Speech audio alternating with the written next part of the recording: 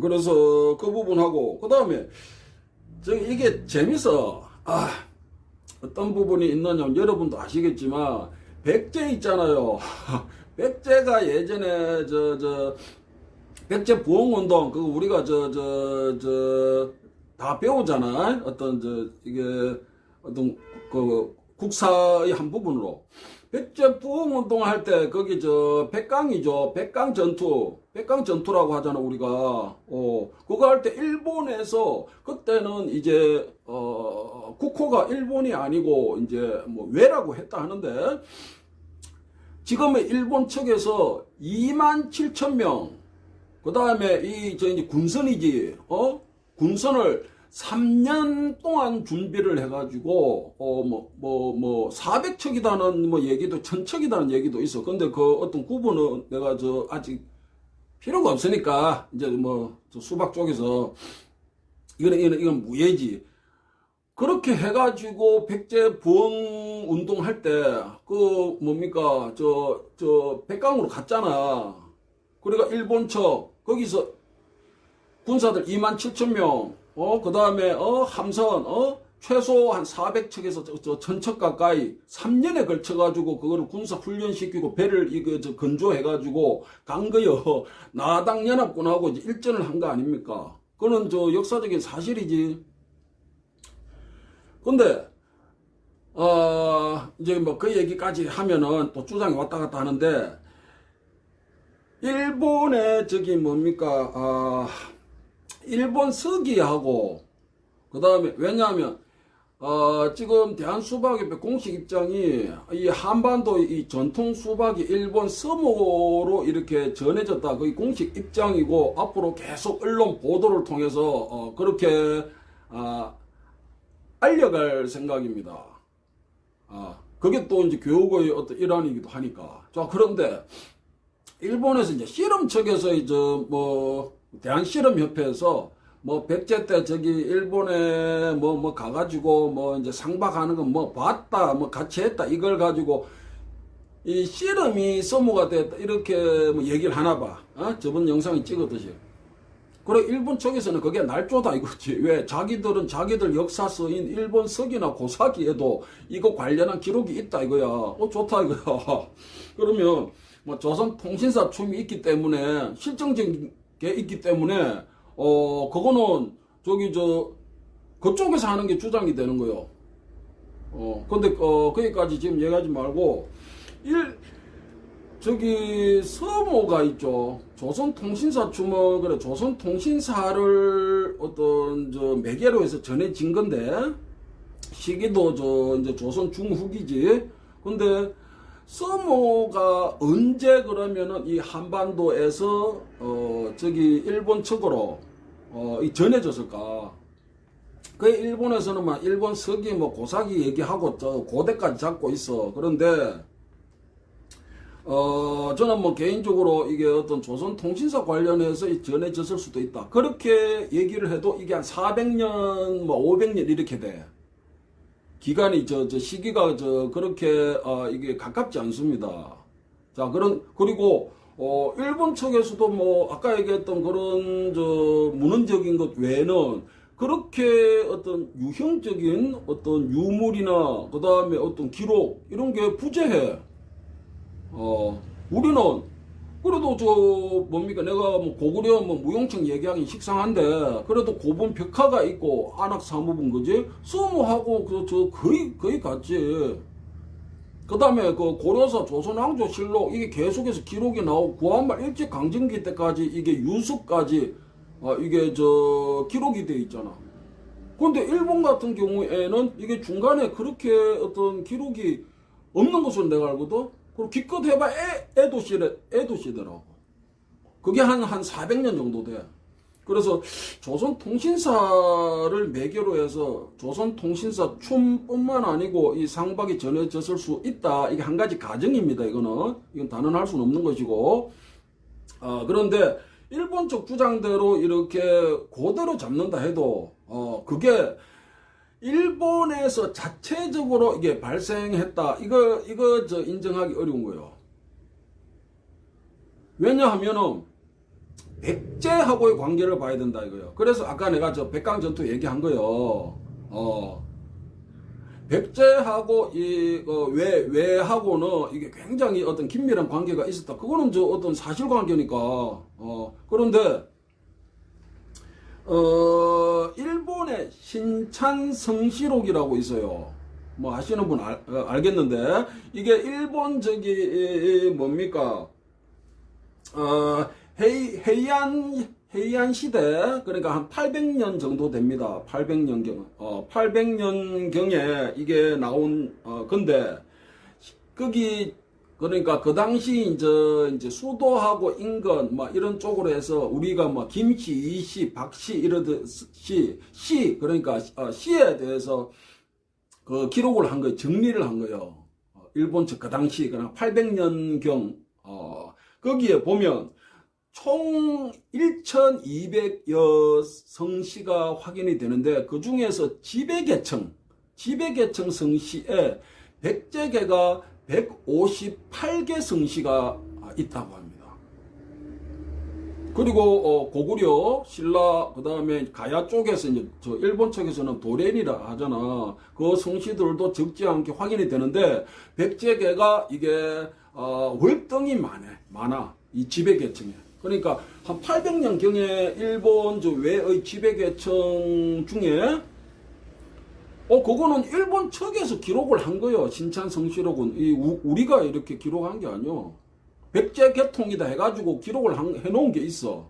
거기에 보면 헤이안 시대 일본 그 외의 지배계층 중에 158개 정도가 백제계다. 저 그러면 백제하고 고구려하고 이게 통하잖아. 그 다음에 우리가 확인할 수 있는 거는 어떤 백제 관련 사료나 이런 부족한데 고구려 아까 얘기했던 이 수박 관련해 가지고 어떤 유형물도 확인이 되고, 그리고 고구려를 개성한 게 고려잖아, 그지? 그러면은 고려에서 수박을 했는데 그걸 어디 뭐 아프리카에서 수입을 해서 했을 리는 만무하잖아, 그지? 그러니까 고려로 해가지고 그런 어떤 이런 병장기, 이런 어떤 군을 다루는 진법뿐만 아니고 이런 맨손무예 같은 것도 이게 이어지는 거예요. 그 다음에 그게 조선으로 이어졌고. 자, 그래서 한반도에서 그러면은 이 수박이 언제쯤 일본 쪽으로 이게 전해졌을까? 이제 그 전래된 이제 시기를 이렇게 놓고 볼 때 일본 쪽 주장대로 고대라 해도 그게 백제하고의 관계에서 백제 쪽에서 이게 전해졌을 것이다. 이제 그런 부분이 있고, 일본에서 우리 쪽으로 이렇게 전해졌다. 그런 주장은 전혀 근거를 내놓을 수 없는 거예요. 그리고 조선통신사 관련해서도 혹시 이제 그때쯤 전해지지 않았을까, 그런 부분도 있습니다. 자, 그다음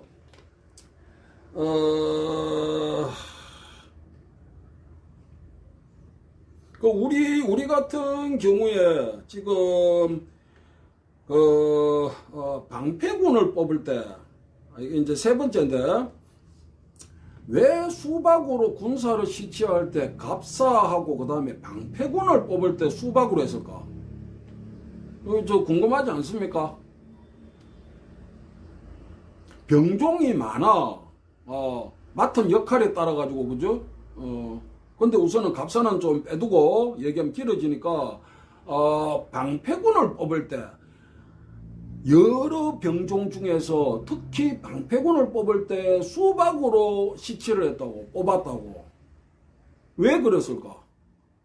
그거는 방패군의 역할에 주목을 해야 됩니다.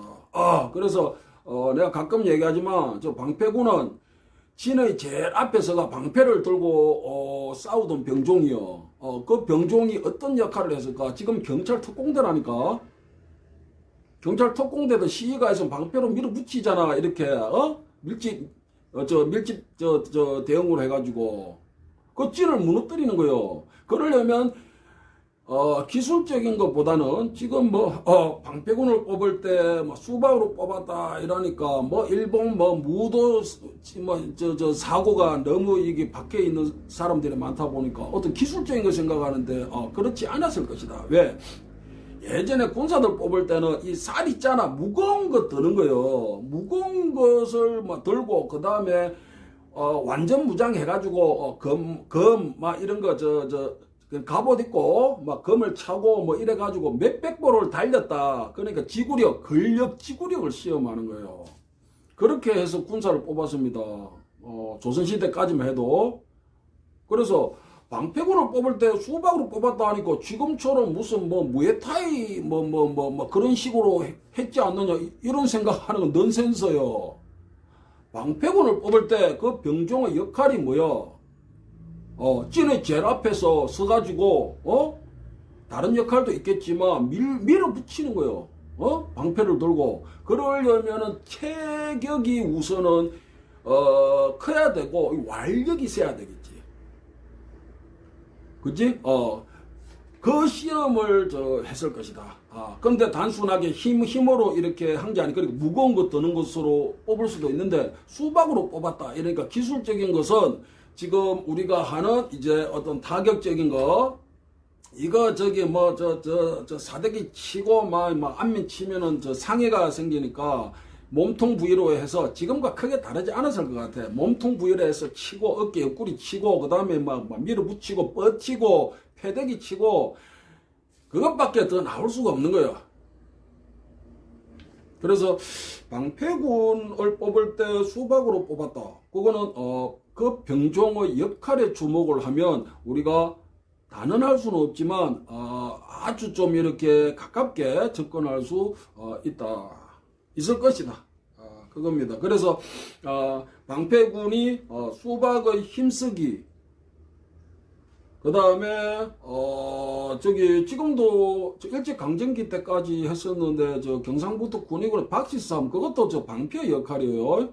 이렇게 해가지고 밀치기 하거든. 수백 명이 척 하면서 그렇게 진을 뚫는 거예요. 그런 것으로 우리가 어떤 조선시대 방패군들의 역할에 대해서 우리가 확인을 할 수가 있습니다. 그리고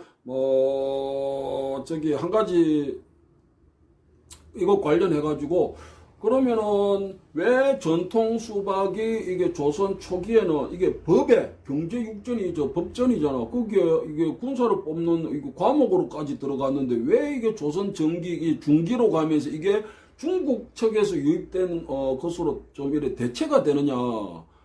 전통 수박은 계속 했지. 그러니까 일제강점기 때까지만 해도 목격하고 행위를 했던 분들이 있고 유습이 남아있고 그 처음으로까지 해가지고 그 민간에서 그렇게 해온 게 확인이 되잖아.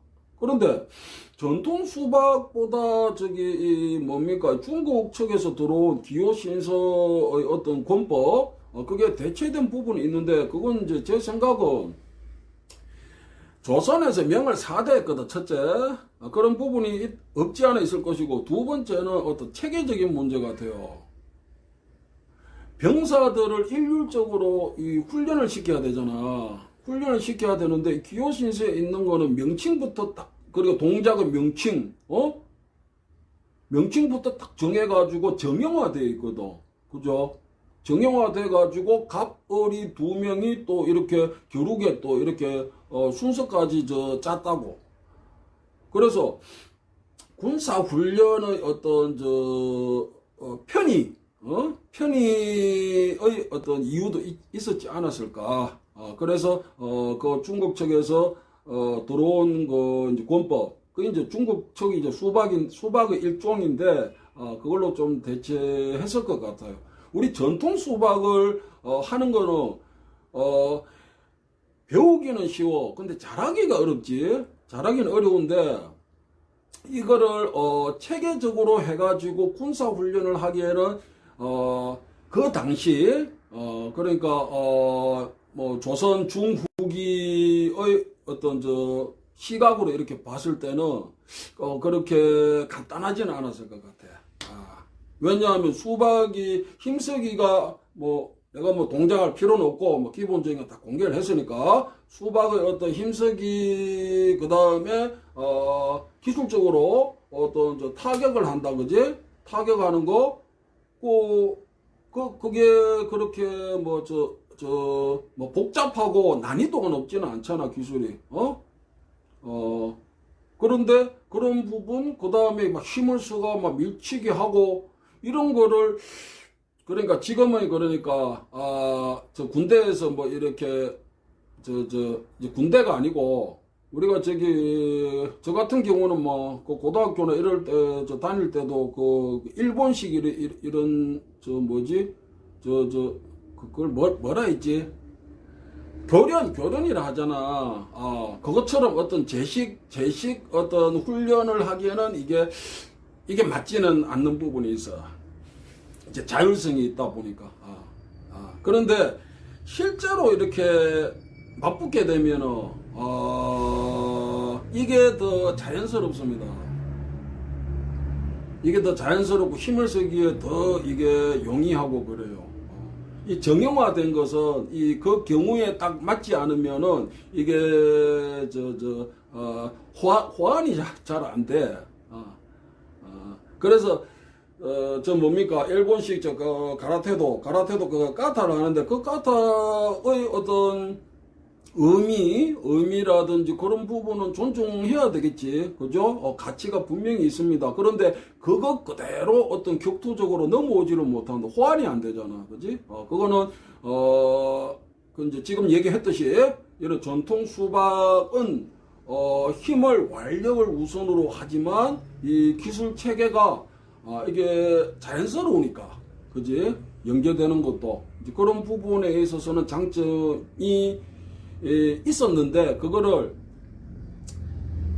그 당시 이제 위정자들이 이제 좀 사대하고 명나라에 그다음에 그런 어떤 눈에 보이는 거 그다음 용어라든지 이게 정형화되어 있으니까 그거를 이제 수입해 가지고 어떤 저 군대에서 이렇게 시켰다 이렇게 좀 보면 될 것 같습니다.